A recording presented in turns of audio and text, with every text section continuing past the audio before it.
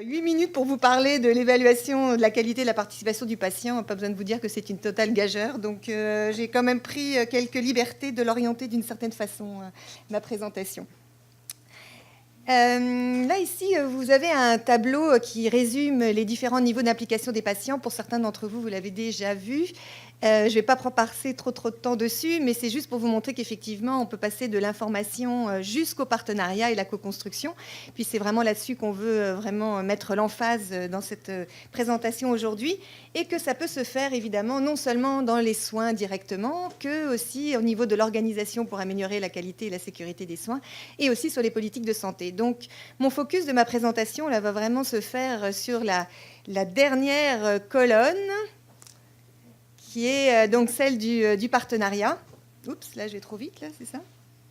Ouais, je ne sais pas comment ça marche. Il y en a un qui va pas la même vitesse que l'autre, c'est drôle. OK, donc mon arbre qui est ici, là, que je voudrais vous présenter, il a comme... ouais, c'est ça, comment je fais, là, pour rétablir... Ouais, mais il n'est pas au même... OK. L'idée ici, là, c'est qu'on est tous, tout à l'heure on parlait là, des patients citoyens, et effectivement, potentiellement, en tant que patients citoyens, on est tous des patients partenaires dans le système de santé. Et ça se traduit de quelle façon? Quand on a affaire au système de santé, il y a la nécessité d'avoir une reconnaissance des savoirs expérientiels des personnes. Je veux dire, ça, c'est vraiment la base. La deuxième, c'est d'être considéré comme un membre à part entière de l'équipe. Et la troisième, c'est que les décisions, au-delà donc du shared decision making là, dont on a parlé ce matin aussi, c'est que c'est surtout orienté en fonction du projet de vie de la personne. Donc, quand on arrive à ce niveau-là, il y a des personnes qui souhaitent pouvoir mettre à profit l'expérience qu'ils ont eue dans leurs soins ou dans leur parcours de soins. Et ils peuvent le faire, donc, que ce soit dans la formation, donc, comme le disait tout à l'heure donc Paul, donc, ça devient des patients formateurs, ou alors dans les soins, donc, les patients ressources, et puis les derniers, donc, les patients recherche, qui permettent effectivement aussi de faire évoluer la recherche. Et puis, pour aider évidemment la structuration de ces patients, nous avons des patients un peu plus élaborés dans leur cursus qui deviennent des patients coachs et qui permettent donc de pouvoir les aider dans leur processus, dans leur carrière. On parle même maintenant des carrières de patients. Ah, je suis vraiment décalée là sur les deux. Là, est-ce qu'il y a une possibilité de... Ouais, c'est gentil, merci. Donc, la façon dont j'ai structuré la présentation, là, c'est de revenir vraiment sur les différents niveaux qui sont proposés dans l'arbre. Donc, de revenir un peu sur le patient ressource au niveau donc, des soins. Et qu'est-ce que nous apprend la littérature? Et aussi, qu'est-ce que l'on fait à l'Université de Montréal? Donc d'abord, ces fameux patients ressources peuvent effectivement intervenir parce qu'ils veulent mettre à profit ce qu'ils ont vécu en termes de malades auprès d'autres personnes qui ont à vivre le même type de parcours. Quand on regarde les publications qui ont été faites, moi j'ai fait ça récemment, là, on retrouve surtout vraiment c'est l'oncologie et la santé mentale qui ressortent, mais très peu de choses par contre dans les autres domaines. Ça, j'étais vraiment étonnée, j'ai beau chercher, c'est quand même très très rare. Et ce qu'on retrouve d'abord, c'est que, surtout en oncologie, là, les patients permettent vraiment d'aider des patients qui sont nouvellement diagnostiqués à beaucoup mieux s'orienter dans le système. Et ça permet un gain d'efficacité excessivement important, même des réductions de coûts aussi qui sont apparues. Et bien sûr, une aide au niveau psychologique et empathique très, très forte. Au niveau de la santé mentale, on appelle ça souvent les pères aidants. Et les pères aidants sont souvent des modèles pour d'autres patients sur leur capacité à redevenir des citoyens à part entière. Et donc, on a tout un modèle maintenant qui est excessivement vraiment robuste, là, au niveau même de la formation de ces patients. Mais maintenant, on voit ça vraiment aller dans plein d'autres domaines. Et vous allez pouvoir le voir là tout à l'heure cet après-midi avec la clinique de la main, où même des domaines où on n'aurait pas pensé forcément à mettre des patients ressources, on arrive maintenant à avoir des résultats absolument extraordinaires. Donc là, on est en train de faire un certain nombre de projets, que ce soit en diabète, en insuffisance rénale, dans le transfert de la pédiatrie aussi vers la médecine d'adulte. Comment, effectivement, des patients pairs ou des patients ressources peuvent aider d'autres à passer à travers leurs soins. Donc, il y a de la recherche à faire là, importante pour les prochaines années, et c'est ce qu'on est en train de faire et d'essayer d'y contribuer. Au niveau donc, des comités d'amélioration de la qualité, comme on l'a présenté tout à l'heure, on a fait un travail d'évaluation de l'impact du programme partenariat de soins. Et on a interrogé des patients ainsi que des professionnels pour avoir leur perception de la manière dont ils avaient vécu l'exercice. Et ce qui est revenu d'une façon très très forte de la part des patients, c'est qu'ils se considèrent totalement membres de l'équipe à part entière. Donc ça a vraiment un impact direct sur l'objectif qu'on s'était donné au départ. Ils se sentent aussi très très privilégiés de contribuer à l'amélioration des soins. Ils ont l'impression en tout cas que ce qu'ils ont vécu, ça fait du sens finalement, ça redonne vraiment une véritable réalité à la façon de ce qu'ils ont pu vivre. Et ça leur permet surtout d'avoir une meilleure compréhension des enjeux auxquels sont confrontés les professionnels et la complexité aussi du système dans lequel ils sont soumis. Ça a aussi entraîné une meilleure communication avec les praticiens. Et ils ont mis en évidence 2 enjeux importants, évidemment, leur disponibilité pour pouvoir être présents dans les réunions, puisque souvent les réunions ne sont pas tout à fait faites pour qu'ils puissent être présents. Et la deuxième, c'est leur frustration de la lenteur de la prise de décision. Puis là, on s'est vraiment rendu compte là, qu'il y avait un choc culturel surtout, et un choc aussi de temporalité entre le monde que espèrent les patients quand ils arrivent dans le système, en disant mais quand même, c'est des solutions relativement assez simples qu'on pourrait mettre en œuvre, et pourtant, c'est si complexe à mettre en réalité. Donc je pense que les patients là, sont capables de pouvoir justement améliorer cette temporalité, de faire en sorte que ça aille plus vite. Du côté des professionnels, ça a été vraiment le mot qui est ressorti, c'est la révolution. Là, ça a été une vraie révolution de enfin réaliser que quand on prend une décision, c'est important de l'orienter en fonction du projet de vie.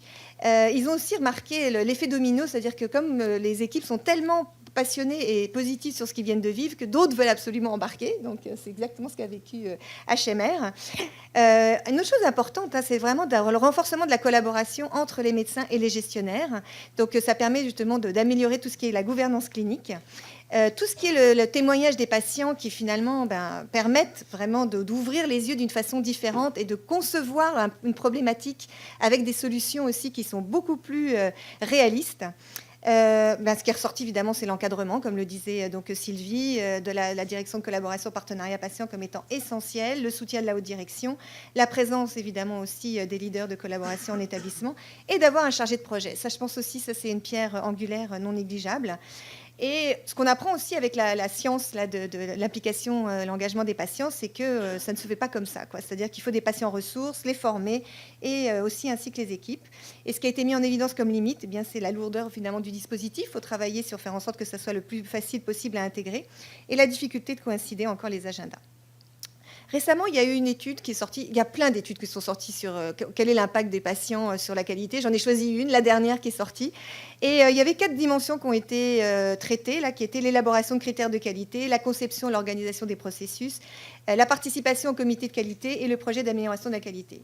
Quand on regarde les 4, là, moi j'étais assez étonnée de voir quand même qu'il y a encore des études encore à faire, parce qu'on est encore dans un certain dire oui ça marche, mais souvent les patients ne sont pas suffisamment bien formés. Finalement, c'est un peu la science du partenariat qui ressort comme étant une des limites, c'est-à-dire que les gens essayent par plusieurs moyens de les introduire, mais manque souvent un peu une certaine structuration pour pouvoir arriver au meilleur bénéfice. Donc je ne vais pas relire tout ce qui est là mais c'est vraiment le message qui passe. Mais ce qui est certain, c'est qu'ils voient tous une valeur ajoutée dans tous ces domaines-là comme étant essentiel, parce que c'est un point de vue différent, avec des yeux qui permettent vraiment d'arriver à des solutions beaucoup plus concrètes et porteuses de changement.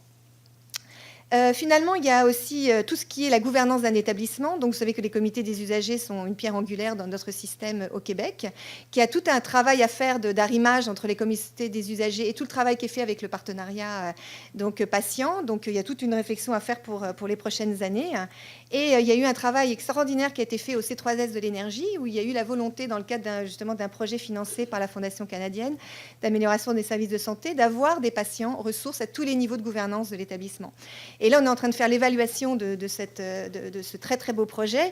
Et ce qu'on peut retenir, en tout cas dans l'intervention, c'est que d'abord, il y a eu le recrutement d'une patiente, donc qui est dans la salle d'ailleurs, pour 2 jours semaine, ce qui change évidemment encore la dynamique. C'est-à-dire qu'on reproduit le modèle de la DCPP, mais au sein des organisations de santé, donc avec une co-direction donc du partenariat, ce qui est excessivement importante, et donc une multitude d'autres actions où systématiquement des patients sont présents. Puis ce que je trouve absolument remarquable dans le processus d'évaluation qu'on est en train de faire, c'est que c'est un changement de culture radical, et les professionnels se sont rendus compte que les patients leur apprenaient tellement qu'ils sont devenus dépendants. Ils sont dépendants. Alors que moi, j'avais donné comme slogan, plus jamais sans les patients. C'est-à-dire que c'est vraiment ça qui est en train de se vivre au C3S de l'énergie, qui est devenu le CIUS, donc Mauricie, centre du Québec. Puis je voudrais dire quand même un mot aussi, c'est que le ministère de la Santé actuellement est en train de mettre en place sa politique, donc le dernier niveau que j'avais dans mon tableau au départ, et que c'est aussi une co-construction, puisque la direction de la qualité et de l'éthique a demandé justement à Vincent Dumez, bien sûr aussi à Paul Lebel, mais à d'autres patients aussi d'être inclus par l'intermédiaire de groupes de discussion. Donc on peut vraiment parler de la première co-construction d'une politique au Québec, je pense, avec des patients. Donc aussi qu'on est en train d'évaluer. Puis en conclusion, je voudrais revenir donc sur le fait que l'engagement des patients, ça se fait effectivement à plein de niveaux différents, que ça part évidemment, ça ne s'improvise pas, c'est quelque chose qu'on doit structurer. Quand je parle du manque de données probantes, je voudrais surtout revenir sur la manière de concevoir la recherche.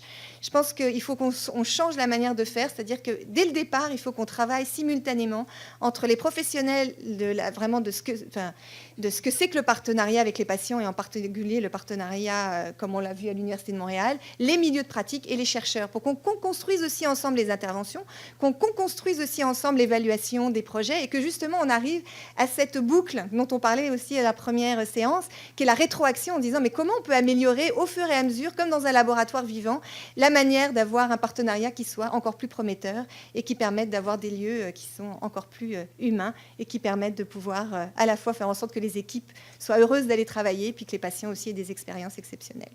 Voilà, je vous remercie beaucoup. Et puis,